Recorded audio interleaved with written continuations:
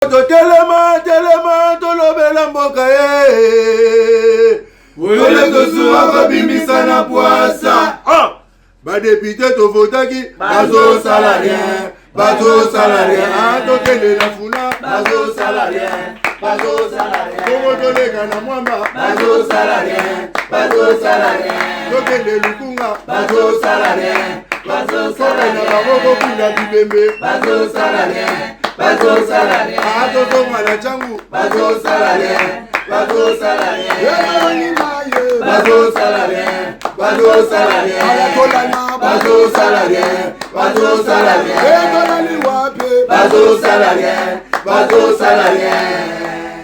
Kozonga ya pape makambo bando bimebele, c'est votre humble serviteur Paul Tosoua Djelousa. Nazane sengo makasi ya kozala na bino lelo nzambe na lola pambola bino azala na bino longo tozobeta biloko zala branché connecté ici ka ozali parce que bozozo biloko bio awa tolobela ka actualité awa mingi zala bio zala ka importé te zala fabriqué te zala matumolité nzambe na lola pambola biso lelo nazuli kama so zala na bino longo kozonga ya pape na yebisa ki bino détournement koya kozonga ya pape ba problème e bandi. Ba problème est bandit soit détournement. Kozonga ya pape détournement bandit. Kozonga ya pape Gilles Alinguet lisu likolo lisu. Kozonga ya pape Gilles Alinguet très déterminé. Encore pape a fait action.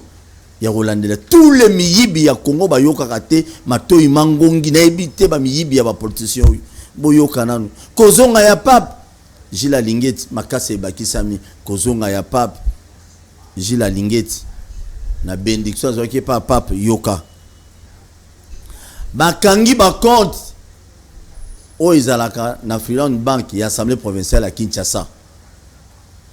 Gilles Alinguet a komika mukanda na puissance au papa tikela kiye alobi non masolo ba kinoa to mona clarté ya ba députés provinciaux ya ngondi sali ki Gilles Alinguet a komi mukanda sur l'ordre ya IGF que mbongo na to compte ya assemblée provinciale ya Kinshasa ba gérer yango. Est-ce que Gilles Alinguet a ça na raison to ça na tort? Je vous dirais qu'il a totalement raison. Même pas pisika za sikono na Rome azolo c'était tout dans le Vatican. Alors non Alinguet a raison.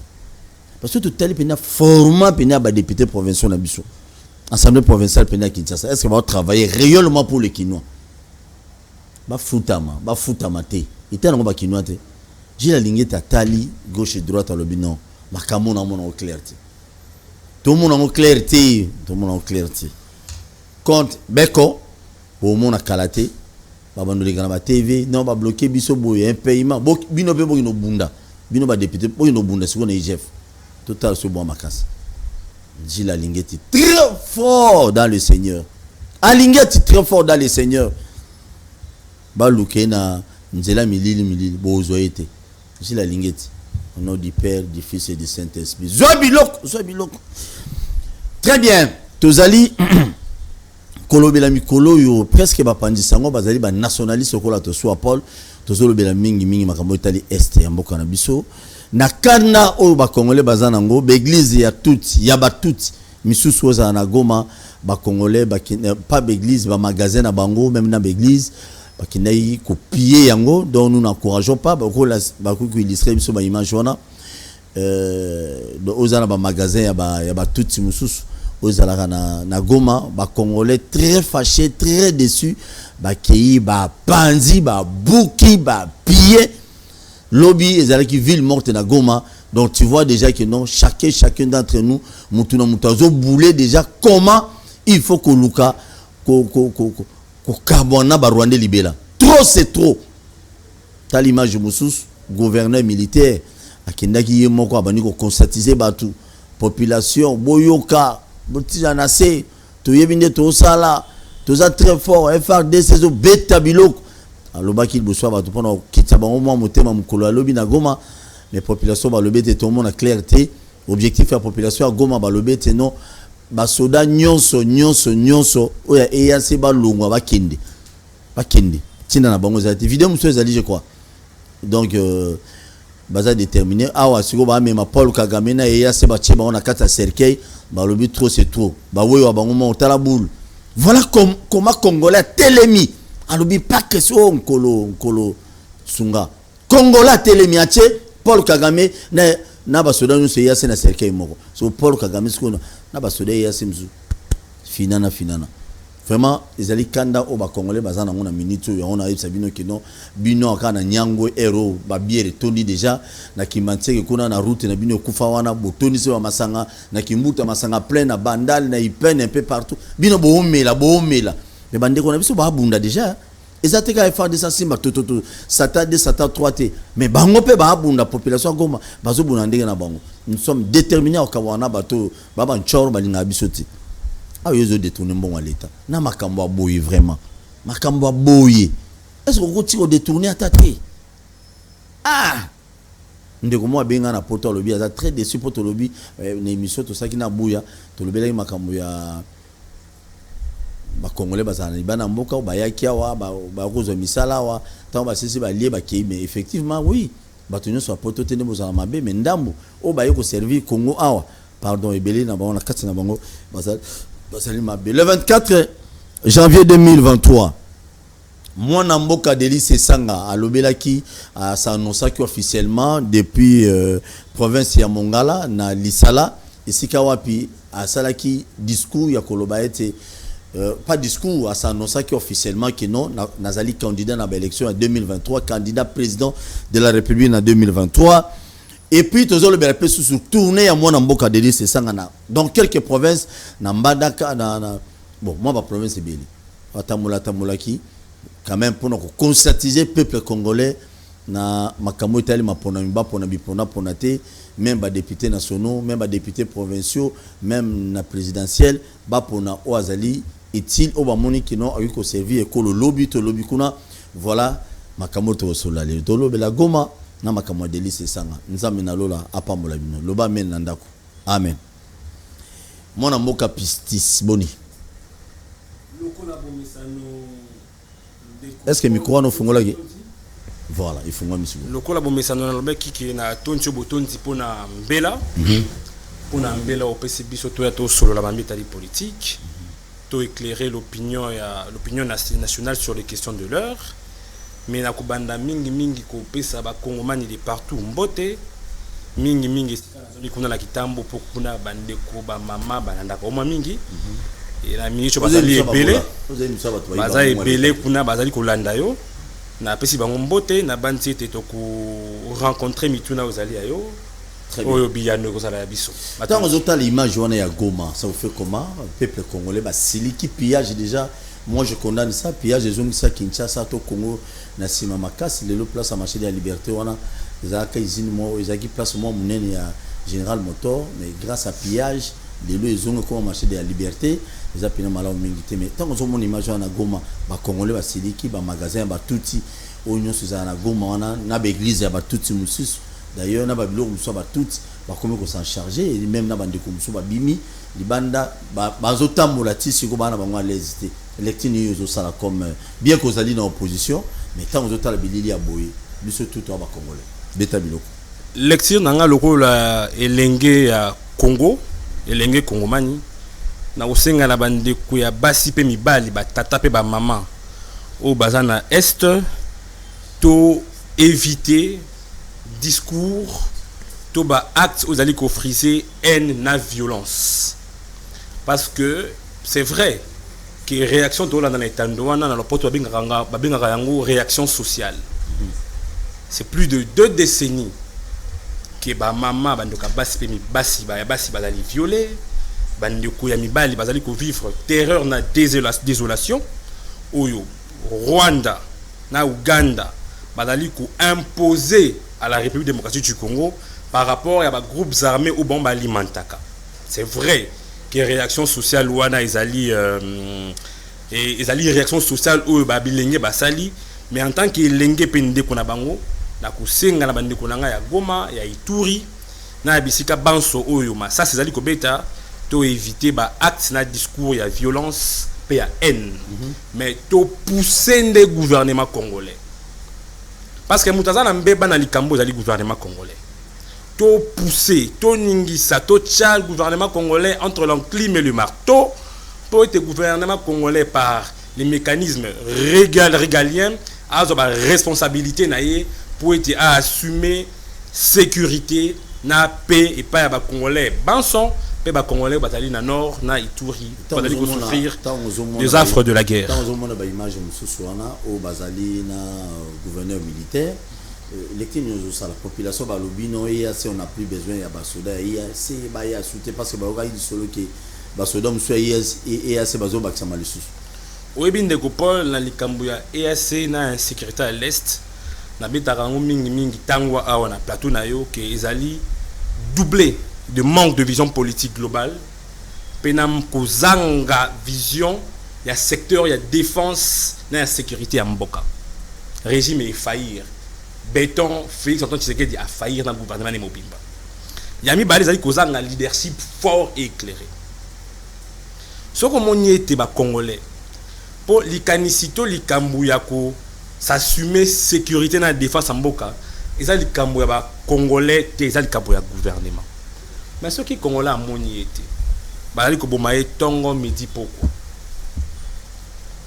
ndeko amoni ki mama na yaki zamba ba violer ye leki na ya mwasi to ya na ya mwasi ba violer ye akozala na sursaut patriotique à se dépasser yemo quoi se rendre justice ouais la réaction sociale normale parce que l'état a donc ko signer ba responsabilité na régalienté l'état a faillir ils a le roi yo atata ndako ozongi okuti voisin no ya beti mwasi na yo abeti na bana yo vandi ole kuto o kabola ta ko kabola yo vandi bana bakozala na capacité na devoir ya ko luka ba défendre maman na bango devant violence devant attaque et outil libanda donc l'état congolais ko tata walali a abandonné ba responsabilité na ye avec ou assumer sous responsabilité T sur le point de vue sécurité na défense to betali solo ya EAC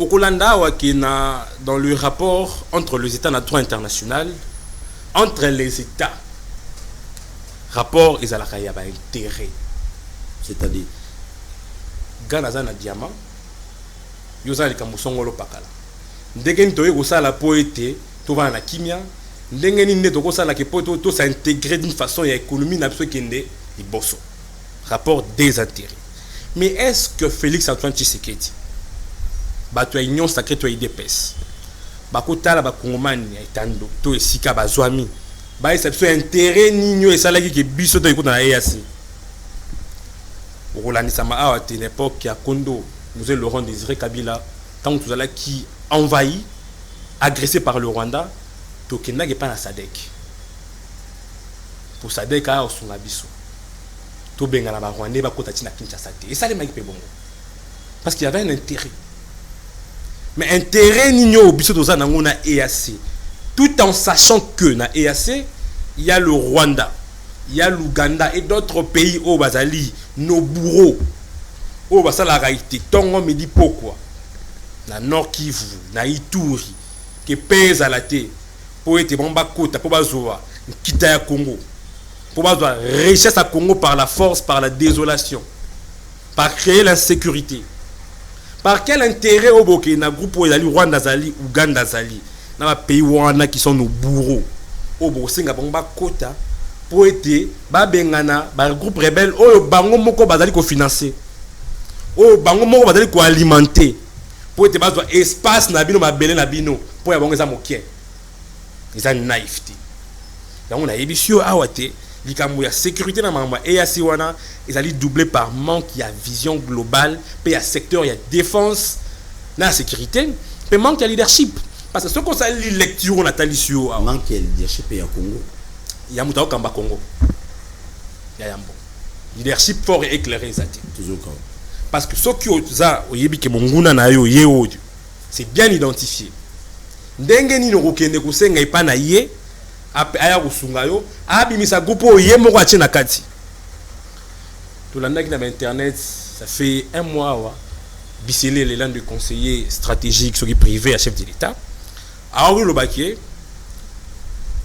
biso tozana ba richesse donc au mona Kagame parce que Kagame a un carnet d'adresse donc tu avouer que biso mboka Congo tu as un carnet d'adresse au monde manque de vision politique ah ba ketoko luka Kagame pour y avoir un carnet d'adresse ou à benga ba investisseur ba ko investir na Congo. Manque de vision politique, leadership faible. Bon ba bandi était Congo pour sécuriser ba Congolais dans l'est, il faut tout comme un état client. Non.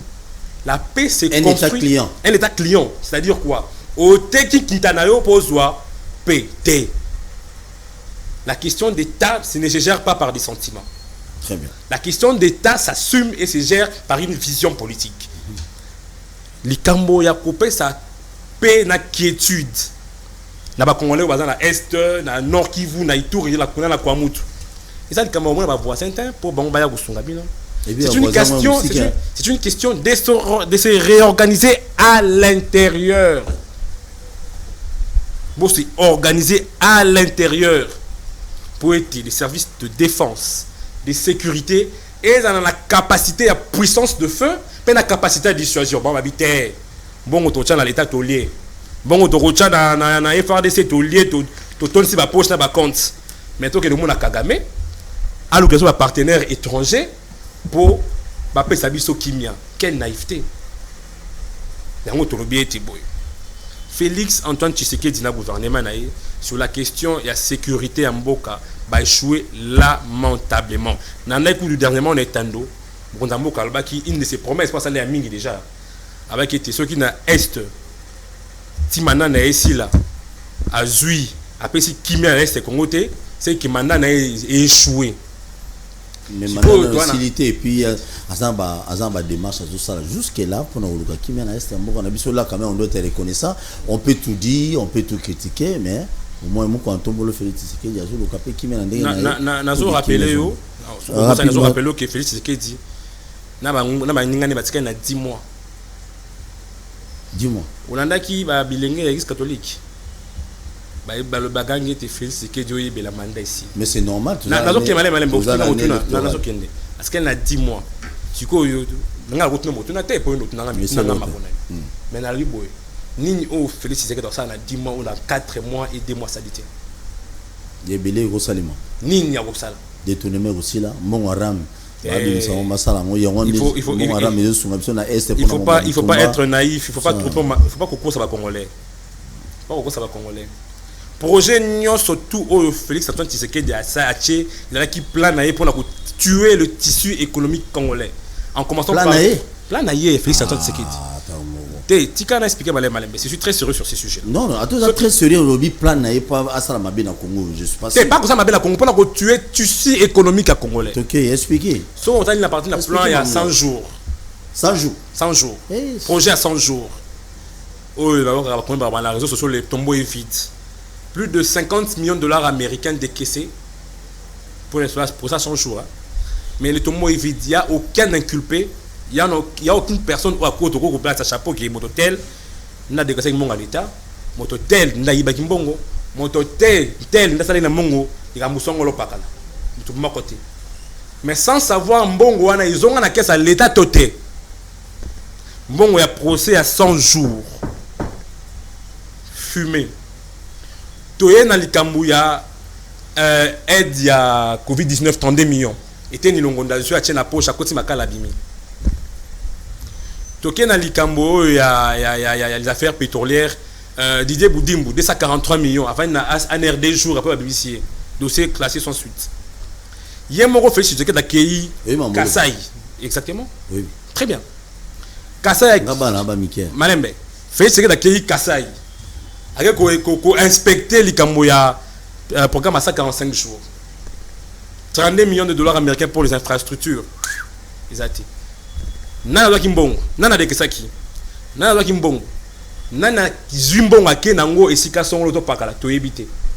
Très bien. Donc, au projet mon côté à Félix et Salemi au Monani Claire, mais il y a un projet au Haché pour être. Il y a un projet à la République, il y a Félix. Projet à Félix pour être République.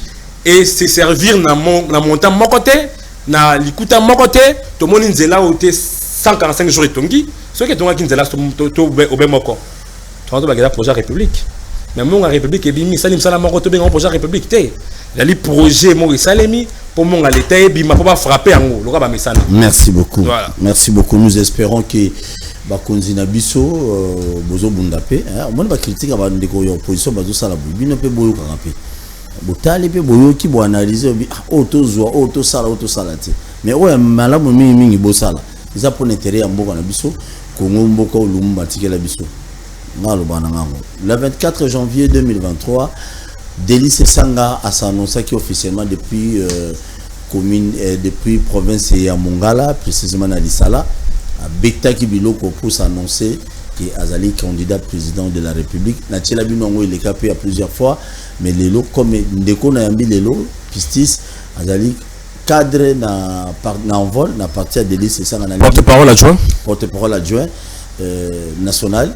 Là besoin toujours en régie et pas enregistrer na biso avant na Kimbantseki précisément non loin cimetière à Kimbantseki ici gazo tonganda ko amona bato bakufa butu ndeko na ngai comme no kuto kimangai omega bazola mu Congo ya 4h ba Congo ba bibolia bato no kisumbu Congo ka sumi voiture leki na passé composé koya ya pap ba Congo pardon butu ko nyoko la bato koya ya pap bino batabandu ndo banoko bolingo monsa bana kasi passe bodozi koya ya pap ba mongo bozana vite bozana frente côté ninyo bodozi koya ya pap batetela bino loso kana maboko papa yeboli atana lutu koya ya pap baluba kananga balinga fufa masango ya makasi koya ya pap boli ya pete koya ya pap sana le lema Délice Sanga bonto so.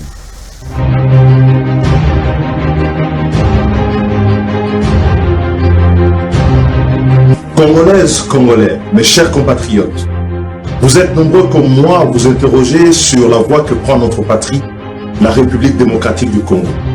À la suite de l'alternance politique au sommet de l'État en 2018, le peuple congolais avait nourri l'espérance d'un changement dans la conduite des affaires publiques et dans l'amélioration de la qualité du service public à nos populations.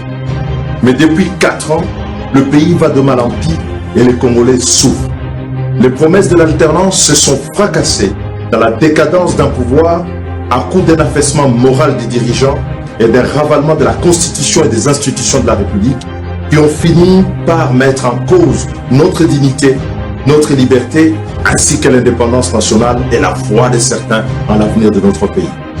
Depuis 1960, le temps passe, les régimes se succèdent et se ressemblent à la limite de la caricature, trouvant même dans les errements des régimes précédents qu'ils ont souvent combattu, le fondement et la justification de leur propre décadence et de leur action politique. Pour le peuple congolais, rien ne change. Et c'est cela justement qu'il nous faut désormais changer dans notre pays. Par-delà les discours et les promesses, la réalité est loin d'être le reflet des statistiques grandiloquentes de déni des souffrances des Congolais et qui sont servies à coups de publicité par la propagande du pouvoir. Pour des millions de Congolais, la vie quotidienne reste l'insécurité, la guerre, l'errance, le chômage, les privilèges pour les gouvernants et un système d'inégalité sociale institutionnalisé. L'abandon devant la maladie et les risques de la vie, auxquels s'ajoutent très souvent les catastrophes naturelles, les épidémies, face à un État désarmé par l'inconduite de ses propres dirigeants dans une gouvernance sans planification ni méthode et qui finit par alourdir le fardeau de nos souffrances au quotidien. Notre peuple est surtout victime de ses dirigeants, seul bénéficiaire d'un système injuste et indigne dont les fondements restent les 3 piliers de la dictature, l'ignorance, la pauvreté des masses et la corruption des dirigeants. Depuis peu, l'indépendance nationale et l'intégrité territoriale de notre pays sont compromises par le gouvernant en installant le Congo dans l'antichambre de la balkanisation, là où justement les Congolais ont toujours refusé d'aller. Aucun patriote, doué de raison et de sens d'humanité, ne peut accepter que la situation actuelle de notre pays puisse perdurer. Et le sens de l'histoire nous commande de rechercher la dignité nationale et de notre peuple, ce qui implique un rassemblement de tous les compatriotes, consciencieux pour constituer une volonté commune de puissance nécessaire à la refondation de l'État congolais au service du bien-être de chacun d'entre nous. Il nous faut, pour cela, retrouver dans notre pays à la fois le sens de l'intérêt général, bannir l'égoïsme et rétablir le sens du bien commun.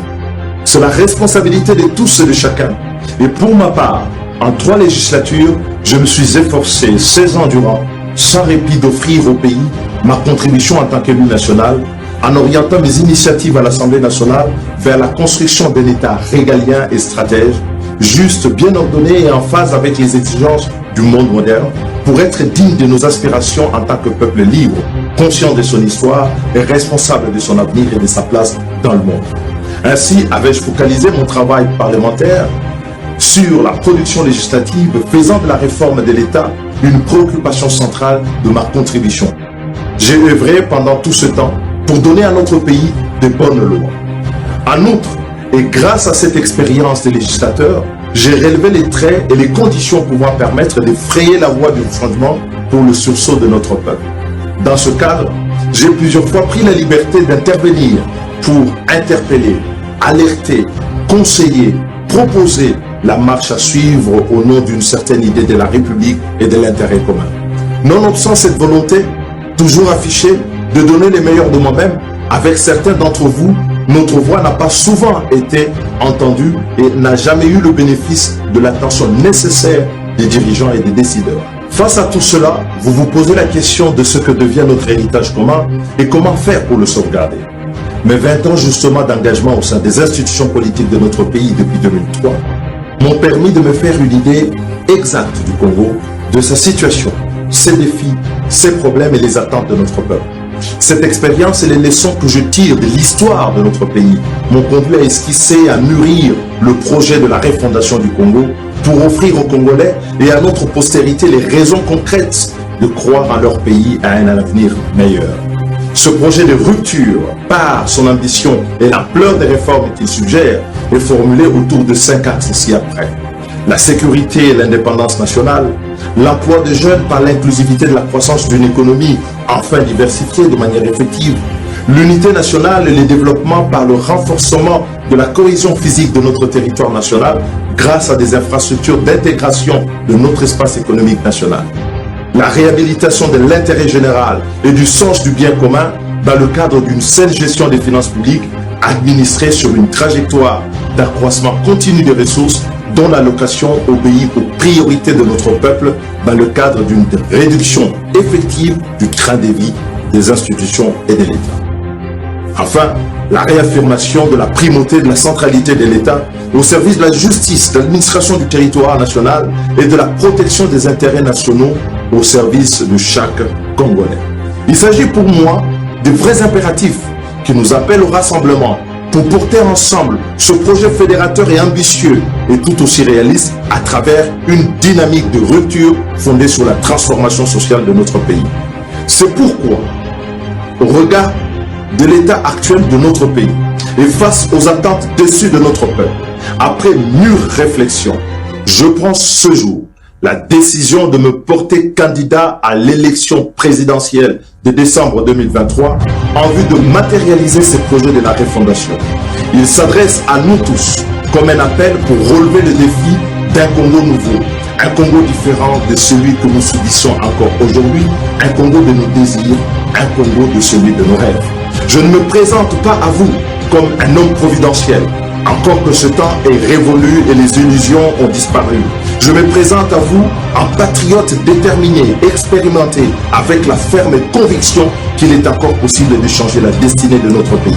Je me présente à vous avec la pleine conscience de notre histoire, notre géographie et des enjeux de notre temps, convaincu que nous sommes un grand peuple capable de sursaut pour restaurer la dignité perdue de notre pays, la force vitale de la nation, dans un élan de travail, de rigueur, d'exigence d'abord sur moi-même et du sens du devoir pour chacun d'entre nous.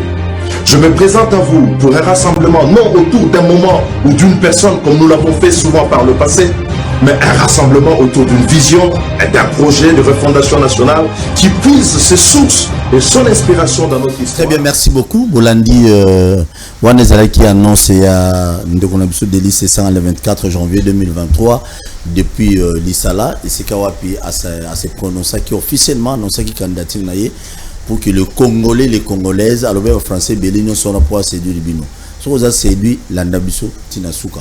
Ce que vous avez séduit. Il a séduit. Voilà, pasteur va dire, frère Paul, mon frère politique. Beta Biloko.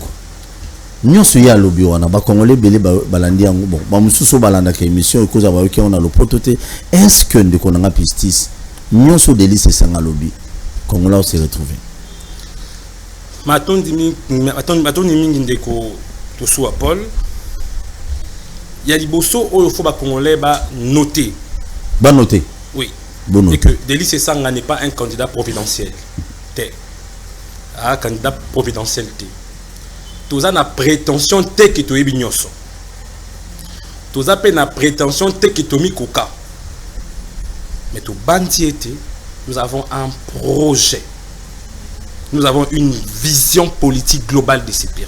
Globale. Oui. Nous avons une ambitieuse sérieuse porter bah aspiration il y a ba Congomani de tous bords.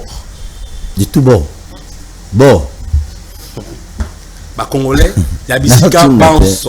Voilà. Le poteau est mort dans la compliqué. La ligne là dit ba Congolais pense. Voilà, tout bord, tout bord. Vous en a prétention voilà. Il y a un Monique à partir du 18 janvier. L'honorable Délice Esanga, président de la Lingomba politique Nabiso, envoie la voie du changement. De banda qui tournait, première tournée, Autobeng dans le poto, la refondation du Congo. Pour être au bandit, tourner. Tout banda qui n'a loala bana kolwezi, toye na Kindu, toke na ici roi koti na Wamba ki na Wacha, aye na Mbandaka, tia kiti na Lisala. Tourner on les qui d'abord pour na été. Pour être à Kinshasa, bateau balobara bilobela balobara était en vol. Ils allaient partir à Kinshasa, en vol ils partir à Kinshasa, en vol ils allaient partir, ils allaient bien installés dans l'ensemble du territoire national. Tout ça la coordination provinciale, tout ça la fédération, la section, ça a un travail d'inspection, mais aussi qu'on rencontrer ba Congomani, Sika Obazali, Dengeni ba Congolais ba Bikaka pour être pour réconforter notre projet de société. Parce que projet, il faut y rencontrer réalité à la population. Au Vandia, on a limité, au Vandia Kinshasa, au Vandia, on a Kambamboka. Il faut que y ait na Wamba, na Wacha. Point de lobby limité. Lobby limité, point. C'est ça commune la Kinshasa. On a bien gagné Makasi. Loba Massina. Massina. Ok. Au Vandia Massina, au Vandia. Au Vandia Massina. Baza Congolais. Nabi Bamouké. Baza Congolais. Ok. Mais Baro Bimsa Délice c'est la présidente. On est dans une représentation et à bata partie la biso. Ah. Voilà. On est peu dans la CGT, on est dans Zela. Bata la mokia bata la belé et ça va Congomani. Tous les. Oyo ba bandi te ba koyamba ndeko la bango congolais, ou dans la likanisia refondation du Congo et ai atala lolenge nini bato ba bika kesika bazali pour être contre la prétention dans la candidat président de la République mais quand on a Kinshasa te. Il faut tambola bisika tambola bengumba nyonso tout oui ba ndenge ni batala ba robika pour être projet na wana dans la tout au point réaliste de mosalo ola na etando wana l'honorable Délice Esanga bandaki première phase nango de Kolozi Kindu Isiro Lisala Mbandaka pour être aeba ndenge ni ba congolais ba obika ba oboganga béton mais na Lisala ba oboganga béton te boganga ete to tongela ba to université koleka ba na poto mbandaka ba so université bana ba posa ya banzela bana nzela ete bilanga bana nzela ki bilenge ba za musala bana nzela bana posa ete ba leki na biso ba kende kelasi bala posa ya ba soins de santé moko ya malamu. Donc raison pour laquelle Délice Esanga tambolaki et puis par rapport à une pensée, à une réflexion mûrie Délice Esanga le 24 janvier sur le dia wana etando a eu une décision mûrie qu'on s'est présenté comme candidat président de la République démocratique du Congo. Exact. Peto bandi était pour Nambalo en 2023 tout ça a débat à batoté. Tout ça a un débat à idée. Débat à projet. C'est là la population congolaise. Débat à projet. Projet contre projet. Et Congolmani de partout, des Kolozi, des Lisala, des Baota, la projet ni les réalistes, projet ni les Olandisa Manamba Kambo, bon, Bika, de na urne, payer sa motomanda pour à représenter Bango, pour à gouverner pour leur bien-être. Très bien. Ah, la politique, c'est bon, il a besoin de la France. Tu as besoin de l'image, on a papa. na yebi oza moto IDPS tiela biso régisseur na ngai aza moto IDPS omega bazola mu Congo mais moto IDPS omona IDPS c'est ça batunoso yeta mbalo na candidat président mususu ebetsaki mabako ebele zala calme tika balo ba mona bango so quand je vois tout ça et moi il peut s'en espoir peut-être que non va politicien balina ba congolais parce que je vois tout le monde bon na banana na c'est bon tomata quand je vois le jeune la plupart des jeunes aujourd'hui à ça dans le cabinet ministériel mon boya ça quelque part au monde a du coup à quoi candidat président candidat député national au provincial. Pourquoi? Parce qu'Azali ko envié Mouninga Zawana de sur $21,000 ils ont poussé bateau belé ba comme ba candidat lelo et de même aussi $680,000 à sénateur à vie il y a on est poussé délice et sangaté pour le pas appeler candidat président de la République ça là l'aise n'a besoin expliquer ba tout ce qu'on dit en bakinois ba français na bino ba motuna no na sepele no makasi mingi Okolani Sama Awa, depuis 2018, Tilelo, l'honorable Delis Sanga Azali, député Yayambo, ou Obet la CTT, il faut ben boliment à député, et quitta. Il faut baisser le train de vie, pour réduire le train de vie de l'État par un mécanisme de réduire le train de vie des institutions, après ça même 10 engagements. Il faut qu'on réduire. Il faut réduire le train de vie. Il y a présidence de la République. Il y a nombre de conseillers. Il y a nombre de salaire. Il faut qu'on dise ça. Salaire, il y a des députés. Il y a des députés. Nous avons $13,000 américains. Combien on a $21,000? Puis il y a image et sali, il y a trace et sali, il y a proposition tout déposer, puis il y a tant on député soit $13,000 américains, c'est de proposer qui était réduire député, de réduire député à $4,000 le salaire équivalent d'un secrétaire général d'une administration publique. Na ngongo wana. Il c'est ça ngalo bakango déjà. Rolanda ma awate tango awa bokono ya COVID-19 et bimi awa. Honorable de lycée Sanga qui parmi le seul ou le rare député où il y a qui salaire na enyo surtout ya mbula mobimba. Après ça on a inerbe pour être docteur Mouyembe azwango abundana nango pour être mosolone songa ba congolais pour na riposter contre COVID-19. Est-ce que j'ai kanisa pe awa? Est-ce que j'ai fallu ka kuna? Nazo kemalema o kanisa pe awa.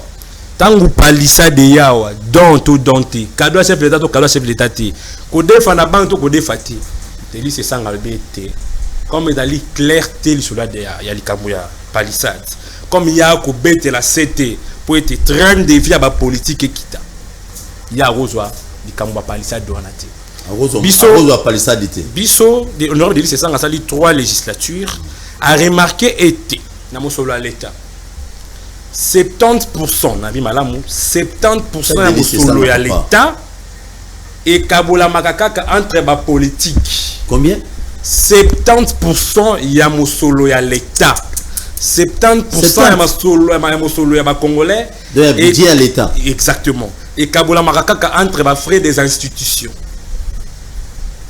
de sika olikanisi ya réduction du train de vie de l'état itaki tango cha 70% pour na ba voyage pour na ba institution pour na ba salaire pour na okena ba marbela et consort mbula boni boko banza kocha bino tambo ti ba province bolobité marbela ga ndebo kanga manango to ti province ko kuta ba congolais na pasio bazana et bona marbela na ba congolais bazali kuna to était marbela to ene osala vacances to ena na marbela to kei beta bilo likas kolwezi pour na otala ne ba congolais bazali ko bika pour na ko yeba ndenge ni ko fédérer projet na réalité peuple to kena na marbela ti na lobi boy na likanisio wana ni to lobi gete to kitisa ba train de vie ya ba institution mona kia ati mboso na baninga na e a misi commission ba binga honorable de lycée Sanga approuvé ndenge ni député azwaka $21,000 honorable de lycée Sanga kena ki approuvé mais ti sikoyo est-ce que mboso isa le congolais que commission wana honorable de lycée Sanga kosa kite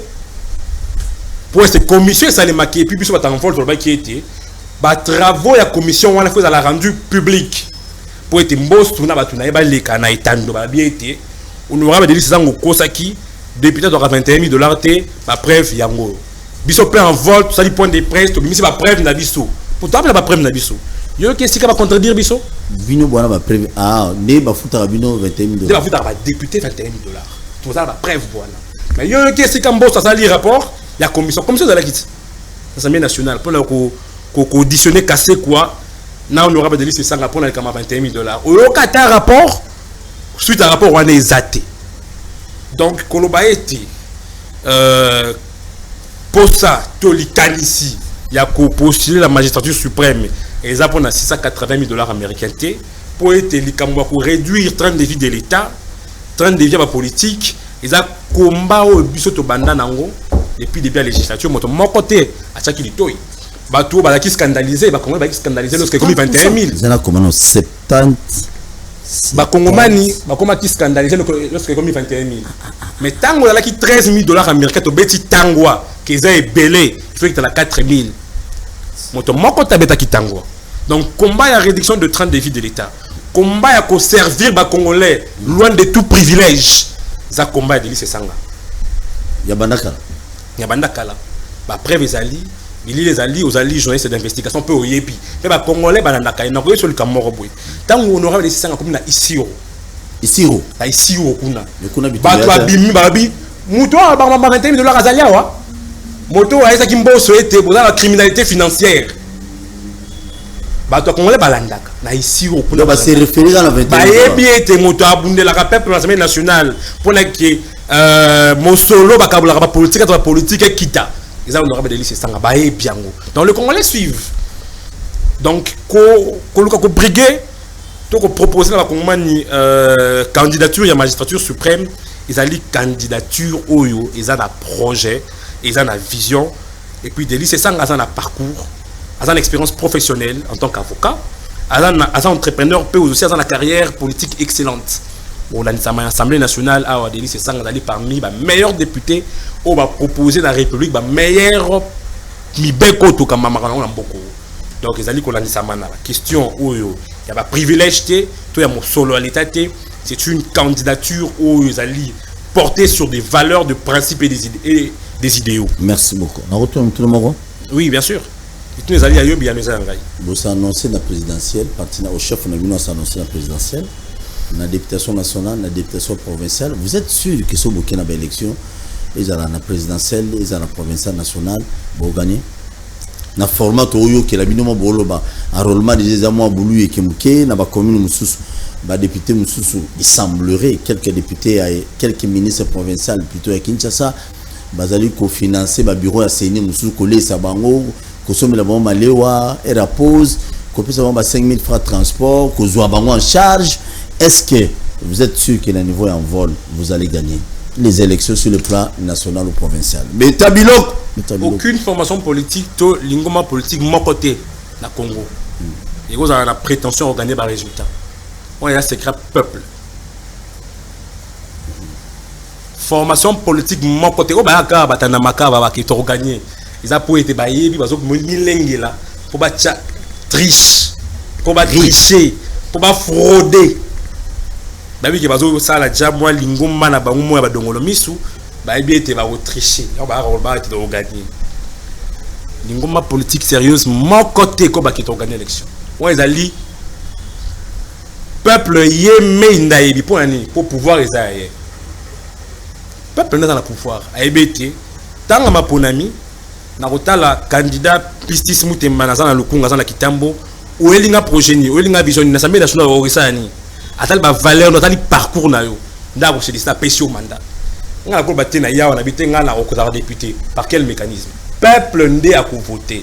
Peuple n'a pas sanctionné. Mais na oyo, la bandit déjà été machine morale fraude.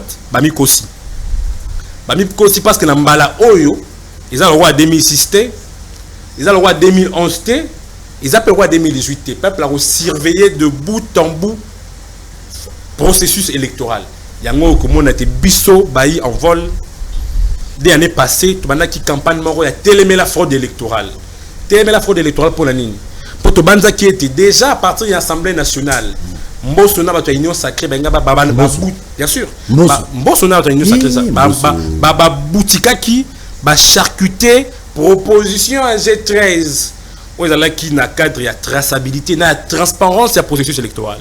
pour être bateau au peuple à Kopona et ça la bateau Seni na cour constitutionnelle ba obelela et ça la tête que Seni Kadima na cour constitutionnelle ba fabriquer ba élu té ba fabriquer président de la République té au monde a Mbosso na ba union sacré ba zui texte wala ba dénaturer en gros to comme il a processus au Seni il faut enrôler ba Congomani au monde a processus électoral et qui na ninga nyamu nyamu mais bien to kobel la obé peuple parce que peuple n'a pas le pouvoir.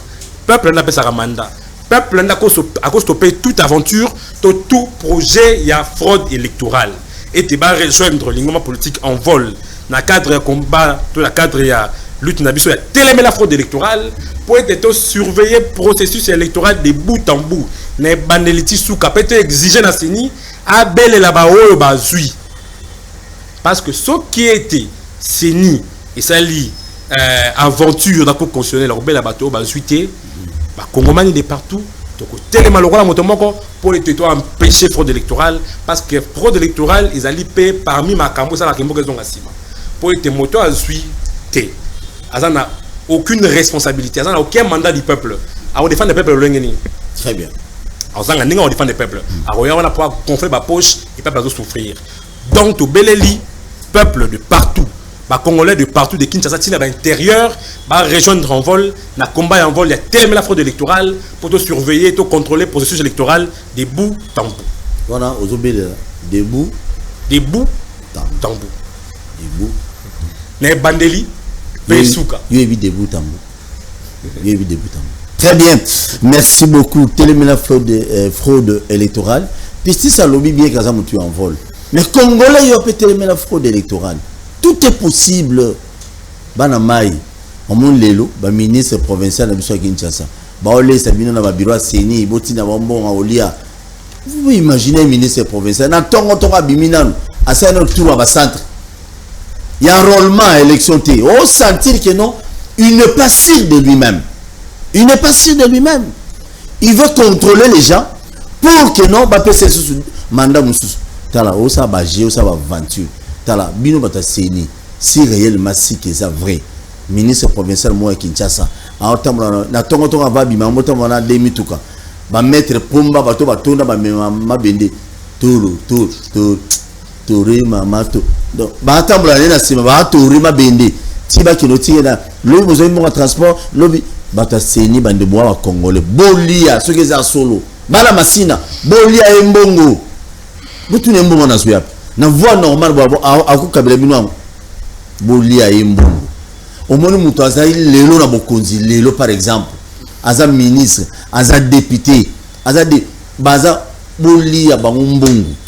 Papa tseke de ayebisaki papa la biso nyonso ayebisaki biso déjà que non so moni politique ile mbongo Congo zwalia poza mbongo Congo mais moment ya ko voter kanisa tanga zwaka mandat vitre nyonso zaka mwini na tongo boki tanda ma 50 liboso lo pango na ye vous avez confiance te quand tu es malade aujourd'hui oui na ordonnance c'est pas na ye asombelo kisi mais pourquoi pas créer bino ba emploi na ba millions nyonso ya zanango parce belé basé belé lelo il y a des députés bato na bango plein liboso pa na bona tongo ina na lamu kite yeye mo pao mais botu ne mo akabila bino zongo wapi azwango wapi toki ben paiement za gouvernement provincial à Kinshasa azwango akabila bino na tongo wapi botu na ye mutuna lelo ba député ba ke bunda kuna au moins on a déjà que non o wala ba ke bunda ba ozonga raté combien de lois on va voter pour l'intérêt à Bakinois papa même à ta aussi ba lui ba tricher bon ça na somme ya ko tricher ndeko na fraude électorale tricherie bana changu bana muamba lukunga funa lisu likola lisu na ba province nyonso lisu likola lisu awa bitumeza kuna na Sud Kivu combien de élus Beli ya Sud Kivu boni ba olega la personne pas mboso azuma loba chez moi ya ça baza boni na Sankuru nzela malongo zate na ville wana loja batu bon député boni o ba oleka honorable s'il vous plaît province na Sankuru ya ça na Kassa oriental de problème en problème Kassa occidental en parlant Otuwele Mongala un peu partout na Congo na biso qu'est-ce que ces gens là bino bo voter dans ma province na bino basala ni pour na bino bokansaka te Pour voter, bon, peut sa chance na bateau dans le bâtiment libayate, bah qui ne peut que siéger. Pour bah oh bah décevoir abino, bah on va zilanam. Bota ba vantia nzela qui mantique. Si on a lobby bah on a grand frère de natiki nanga, mais qui mantique yangwana. Les gens souffrent, bah zo peine. Bah projet en projet. Bon boule on a outil na bo salango. Pour voir qui mantique puis c'est bino bah voir. Ça va jouer. Au moins on se voit yuma. Délice c'est ça féliciter Rabo. Bino boy point.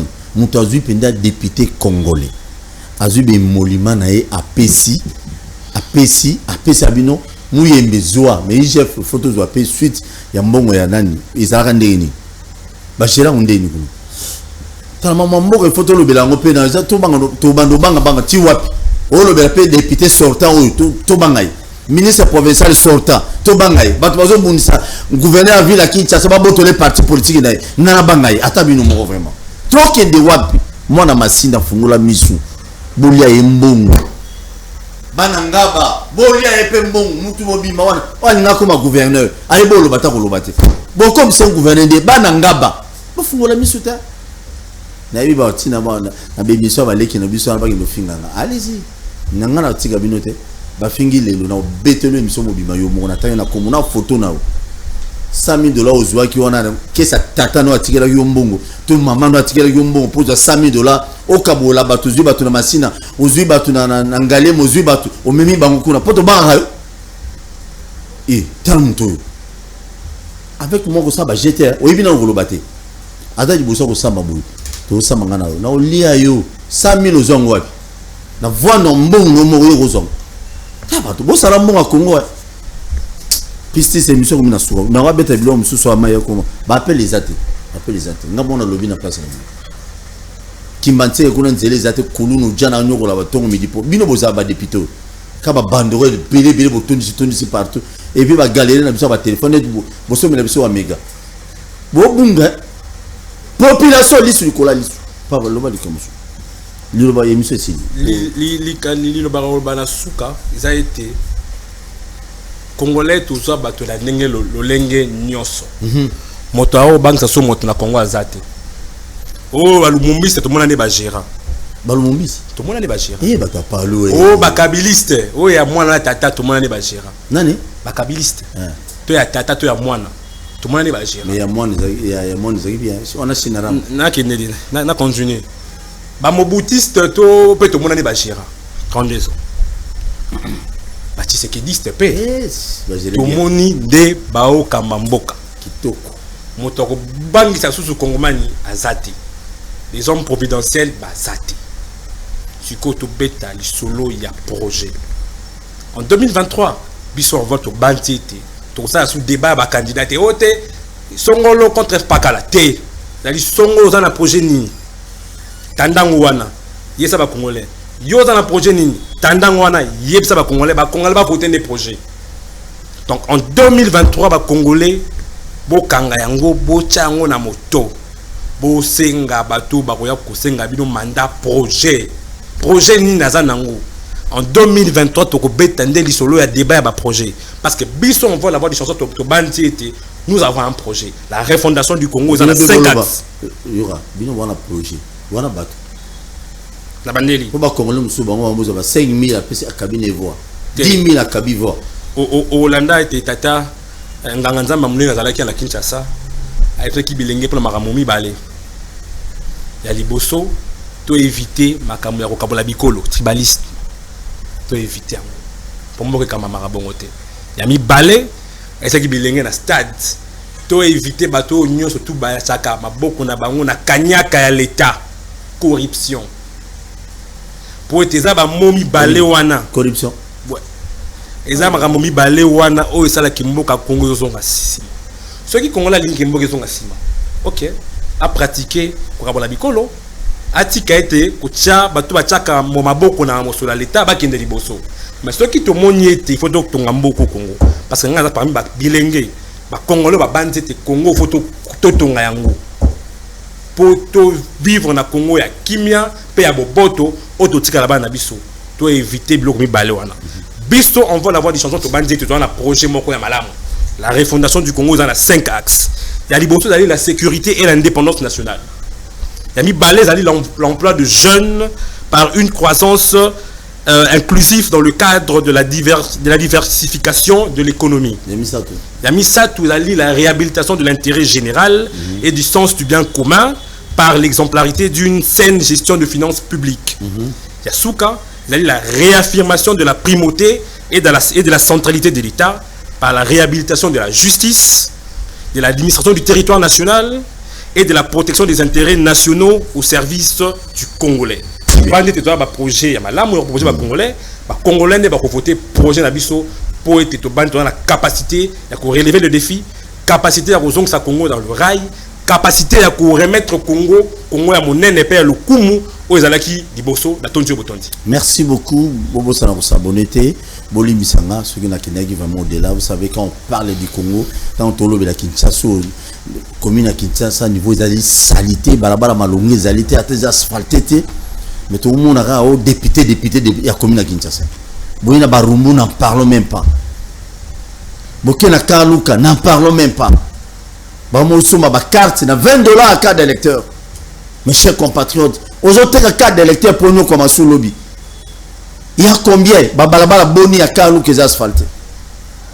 Condition de vie ni yo zala na Kaluka. Oyena ngaba, boyebi babalabala belangaba boyebi komezali. Contexte ni ngaba ezaleli ngaba ndenge ezaki budi ka ndenge zaona et maintenant il y a un individu balia bino bambongo na bino kabo ba kinwa et parce que déjà ba député provinciaux kabo et puis bangone ba komi ko sala ba action pour ba oge ba élection za pembeni congolais fungola misu cause la lâcheté un homme muto azala mai na makilonza makela a jamais concédé libosa passe peut non mutumuswa bon na place nae luka po bongati mais pour bon il faut ça le choix ya bien la provinciale tout la nationale à moment opportun. Voilà les gens qui pillent aujourd'hui. Nous doit continuer à 3 parcelles à Pamba les lois comme sur la 40 quelques parcelles tout 50 quelques na beko la minene atongi okina ziwapi. Mais comment boko la na mutu abongo de lui-même comme ça à ça de le tir ka muibi ayibi nini ayibi mbongo bakinois ayibi mbongo na yo transport ebana prité transport na ville à Kinshasa ebana prité mutu abongo elo polo zanga ila maolata ozi polo na kilo tena nzoto mais on sait publicité muibi